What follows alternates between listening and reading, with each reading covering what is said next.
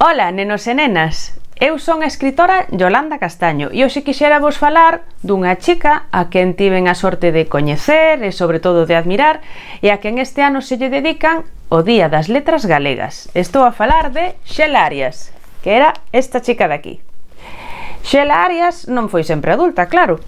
Foi unha nena que foi moi feliz e que naceu nun lugar moi especial, nun ambiente moi distinto. Por que? Porque os seus pais non vivían nunha casa normal cando ela naceu, vivían nunha granxa escola, a Granxa Escola de Barreiros. Iso era unha escola do ámbito rural, unha escola nunha aldea moi chula, da zona da comarca de Sarria, donde estudaban os nenos todos xuntos, pero non aprendían só matemáticas, lingua, ciencias, debuxo, non. Tamén aprendían a plantar, a sementar, a cultivar, a coidar animais. Era unha granxa escola.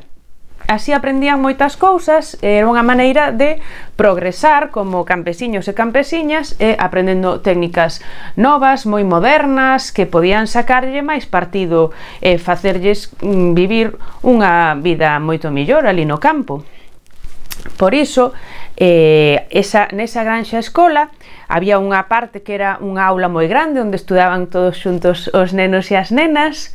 Logo tamén estaba a casa do profesor, porque o profesor vivía ali mismo. Nese mesmo edificio estaba a casa do profe, que vivía ca súa familia, e todo arredor desa escola estaba todo cheo de hortiños onde os nenos e as nenas podían practicar, que é a mellor maneira de aprender. Desta maneira, os nenos e as nenas podían ter os seus propios hortos e, por exemplo, practicar a plantar tomates, leitugas, pero tamén outras variedades que non se coñecían tanto, que para aquel momento eran moi modernas. Por exemplo, cultivaban ali espinacas, allos porros, berenxenas, remolachas. A xente da zona de Sarria naquela altura non coñecía moito ese tipo de verduras, de hortalizas, eran moi modernas e así os nenos aprendían como se cultivaban. Tamén tiñan granxa e ali había pois moitos animais, por exemplo cabras, varios tipos de porcos, pitas, había pitas dunhas especies que naquela zona de ali ninguén coñecía. Moitas veces os veciños e veciñas daquela zona, das aldeas veciñas, iban á granxa escola solo para ver aqueles animais que ali había tan chamativos. Nese contorno era onde vivían Amparo e Valentín, Amparo Castaño e Valentín Arias, que tiveron no ano 62 a súa primeira filla. Puxéronlle María de los Ángeles, pero xa dende nena empezaron a chamala Xela. Ela despois iba a demostrar moitísima personalidade, porque ela emperrouse en que ela non quería chamarse María de los Ángeles, que ela se chamaba Xela. Teimou ata cambiar o seu nome mesmo no carné, en todos os papéis oficiais. Cambiaronlle o nome para Xela, porque ela era Xela. Xela naceu, como digo, no ano 62 e converteuse no chichí da Granxa Escola de Barreiros. A ela non lle gustaban moito as bonecas e os peluches aínda menos. Sempre andaba cunha tartaruga de goma que se chamaba Lula e cando os alumnos e as alumnas da Granxa Escola saían ao recreo, xogaban con ela, porque ela era casi como unha boneca, era unha nena pequena, moi riquiña, e todos querían facerlle mimos e agarimos, e ela sentíase moi a gusto con todos os estudantes e as estudantes da Granxa Escola. Ali naceron os seus primeiros irmáns, que foron Xoán e Marcos. Acabaría tendo ainda outros 2 irmáns máis, Sabela e Lois. Foron 5 irmáns en total. Aí viviu nese ambiente da Granxa Escola, foi onde viviu os seus 3 primeiros anos e onde quedaron vivindo naquela zona, porque ali eran as súas aldeas, os seus avós, pero cando tiña 3 anos mudouse coa súa familia primeiro a Lugo e máis tarde a Vigo, aonde se mudou cando xa tiña 7 anos. Aínda así, a Xela gustáballe moito volver sempre pola aldea, volver a ver os seus avós, as súas avoas, gustáballe moito escoitar todos os contos que contaba o seu avó, que algúns eran un pouco verdade, eran historias que lle pasaban a él un pouco verdade e outros eran un pouco inventados, porque tiña moita imaginación o seu avó. Pero a ela eso, pois, facía soñar e inventar historias tamén. Gustáballe moito ir á aldea porque ali tamén axudaba a súa avoa, pois ás veces a muxir a vaca, outras veces a recoller tomates, pero cando volvía á cidade tamén lle gustaba moito. Ela víalle as vantaxes e os puntos fortes a cada lugar. Na cidade podía ir ao cine, por exemplo, tamén lle gustaba moito. Así que en Vigo, pois enseguida se adaptou. Ao seu pai gustabanlle moitísimo os libros, claro, o seu pai xa fora o profesor, non? Era o mestre da Granxa Escola de Barreiros e sempre seguiu moi vinculado pois aos libros, a aprender. Ao seu pai sempre lle gustou moito estudar, aprender, ler, e a súa casa estaba sempre chea de libros. Xela medrou rodeada de libros. En todas as casas nas que viviu sempre había o despacho de papá. E o despacho de papá era un despacho onde había libros ata o teito. E o seu pai sempre estaba lendo libros e ela mirábao, quería tamén aprender a ler moitos libros. Un ano, os reis regaláronlle un pupitre pequeniño con unha cadeira pequena para ela, e ela podía sentarse ali tamén e escribir e ler esas cousas. Gustáballe moito. Tamén competía moito co seu irmán, a ver quen aprendía máis, a ver quen levaba mellores notas no cole, a ver quen lía máis libros, a ver quen lía os libros máis gordos. Cando tivo 8 anos, que xa vivía en Vigo, como vos dicía, pois intentou escribir o seu primeiro conto, porque pensaba que era moi divertido ler contos e inventar historias e que quizáis ela tamén podía facelo. Así que o intentou. Cando tiña 10 anos xa fixo un conto que pensou ela: creo que este conto me quedou bastante ben. Os pais de Xela, Valentín e Amparo, tamén tiñan moitos amigos escritores que moitas veces iban de visita pola casa e levaban agasallos para os nenos. Levábanlles contos en galego, contos algúns en castelán e algúns contos tamén en portugués. Xela quedou abraiada porque pensaba que decían que o portugués era unha lingua estranxeira, pero ela conseguía ler contos en portugués. Nunca imaginara que fora tan doado, pero o certo é que conseguiu ler contos en portugués. Ela sempre falou galego na casa. Continuou falando galego sempre, dentro da casa e fora da casa, e facío moi ben, falaba xenial, escribía estupendo.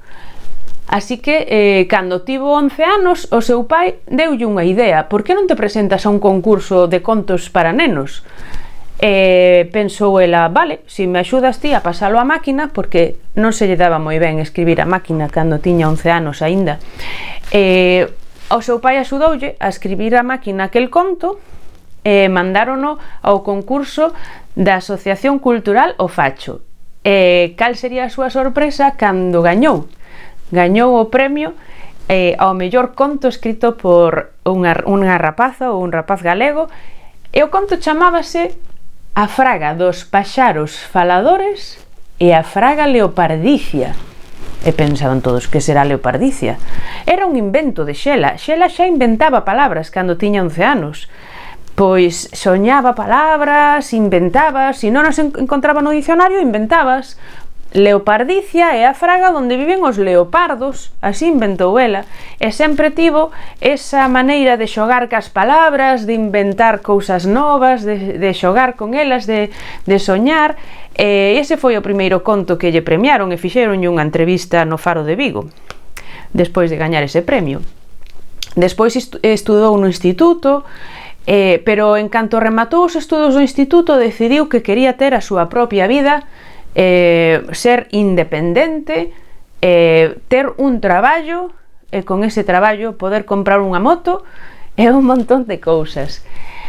Un dos amigos do seu pai montara unha editorial, que é, xa sabedes, unha fábrica onde fan libros, como, por exemplo, este, que é o libro que acabo de escribir eu, que é precisamente unha biografía sobre Xela Arias, onde conta todas estas historias que vos estou contando sobre ela. Esa editorial era unha editorial de libros en galego, que se chamaba Xerais, que facían contos e todo, libros do cole, todo tipo de libros. E acordáronse de que a filla de Valentín e Amparo, Xela, falaba galego xenial e escribía xenial en galego. Entón, propuxéronlle: queres facer parte do noso equipo? Queres traballar na nosa editorial? Ela estivo pensando, pero ao final dixo que sí. E con 18 anos empezou a traballar na editorial Xerais, preparando estes libros e axudando a facelos.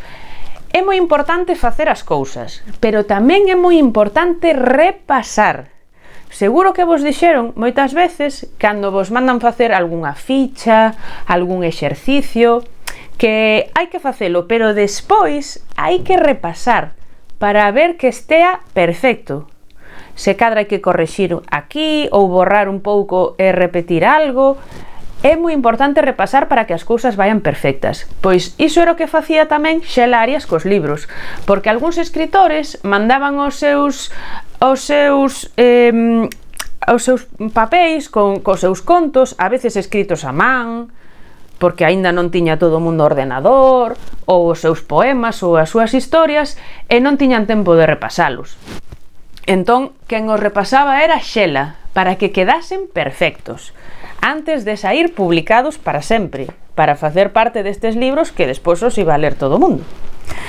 Entón, ese foi un dos traballos que fixo Xela. Outro dos traballos que fixo foi o de traducir moitos contos para rapaces e rapazas que viñan escritos noutros idiomas. Pero claro, como Xela sempre lera moitos libros desde pequena en castelán, por suposto en galego e mesmo en portugués, pois empezou a traducir eses contos para o galego, porque pensaba que os nenos galegos e galegas tamén tiñan todo o dereito do mundo a escoitar e ler eses contos na súa lingua. Así que acabou traducindo moitísimos contos e historias e novelas para a nosa lingua. E finalmente, outra das cousas que máis fixo foi escribir poemas, porque a través da editorial Xerais coñeceu a un montón de poetas que lle fascinaron. Se ela cando era nena facía contos, máis tarde empezou a facer poemas. Eran moi imaginativos, moi modernos, moi transgresores, gustabanlle moito a todo o mundo. Sempre aparecían moitos animais nos seus poemas, por exemplo, tigres, cabalos. Os cabalos encantábanlle. E era unha poesía a veces con xogos de palabras. Outro dos seus libros dedicoulle a unha persoa moi especial, e é que cando Xela se fixo maior, tivo o soño e o desexo de ser nai, de converterse en nai e de ter un fillo. E tivo un fillo que lle chamou Darío. Entón, como lle gustaban moito os xogos de palabras, decidiu escribir un libro que se titulase Darío a diario. Decidiu que o absoluto protagonista dese libro iba a ser o seu bebé, e puxo na portada do libro e todo, que sae el na portada nunha fotografía, e escribiulle poemas ao seu bebé tan bonitos como este: todos os bebés son tú e ninguén coma ti, todos os nenos son tú e ningún coma ti, todos os adolescentes son tú e ningún coma ti, todos os mozos son tú e ningún coma ti, todos os anciáns son tú e ningún coma ti, todas as nais son eu e todas, como a min, saben que és único. Ese foi un dos poemas que escribiu dedicado ao seu fillo con todo o seu amor, Xela Arias, e así se converteu nunha maravillosa poeta, moi moderna, moi transgresora, que lle gustaba dar recitais, e escribir poemas moi innovadores, moi renovadores, con moitos xogos de palabras, con moitos xogos fónicos, aínda que foi unha das pouquiñas poetas que naquel tempo escribían, porque casi todos eran homes, ela foi moi valente e moi transgresora, lanzándose a escribir nese mundo. Para moitas de nós, que éramos máis novas que ela, foi un modelo a seguir, un auténtico referente, e ela sempre seguiu os seus propios soños, nunca quixo soportar imposicións ou que lle mandasen facer moitas cousas, sempre quixo ser libre sin facer dano aos demais e seguir os seus propios desexos e os seus propios soños, até chegar, sobre todo, a ser ela mesma. Espero que vos interesedes moito por Xela Arias, mándovos un bico para todos, feliz Día das Letras e que viva Xela Arias.